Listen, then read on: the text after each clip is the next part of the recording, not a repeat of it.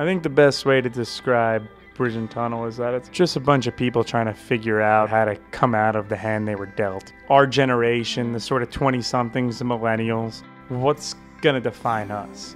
It has to deal with themes of growing up, joining the workforce, and dealing with day-to-day problems that our youth actually deal with today. You're working on New Year's Day. Proud to be unemployed for once. It's difficult, you know, being in your mid-20s, getting out of college and being bogged down with student loans and credit card debt and going back home after college to live with your parents. It's almost 1 o'clock. Eric, what are you doing still sleeping? Mom. Lina, I didn't know you were here. Happy New Year. What we're talking about is universal. I think everybody who goes to college now has those struggles. These are the people who, when you watch a World War II film, are storming the beaches of Normandy, but in our generation, they're living at home with their parents, paying back student debt because that's how they thought they would get a job, you know? You know what our generation's burden really is? Condoms. Our parents went to bed every night afraid that they were going to get attacked by the Soviets. Same way we go to bed afraid that we're going to get attacked by gonorrhea. Dad, you really got to start a blog. I think what drew me to Bridge and Tunnel, I think it was just a really interesting take on that transition period, the 20s. People talking about how the 20s were the best time of their lives, and now that I'm in it and in the midst of it, sometimes I'm like, really? In my early 20s, everything that happens to you seems like life and death, you know? And you get older and it stops being such a big deal, really. I'm kind of from a different generation, but the struggles are not that different.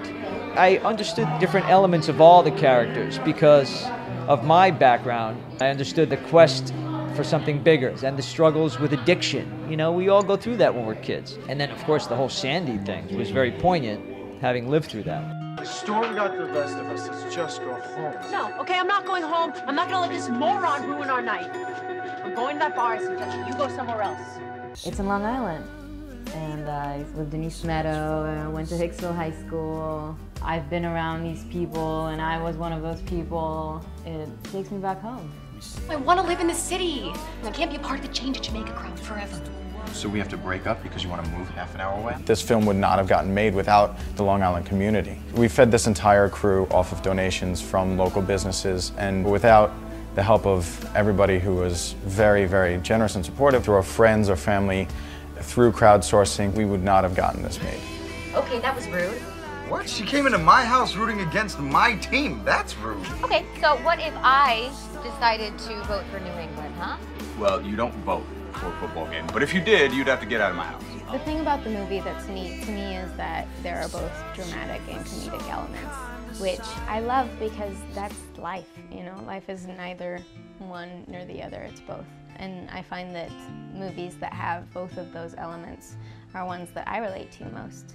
I still remember the mile you ran when you were in 6th grade. Here you go, you're still running that mile. You're still running that mile. That was 15 years ago.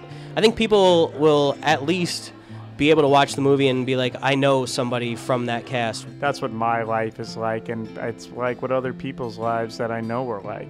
I hope everyone watches it because it's a good movie. It all comes in together like this and people are going to love it.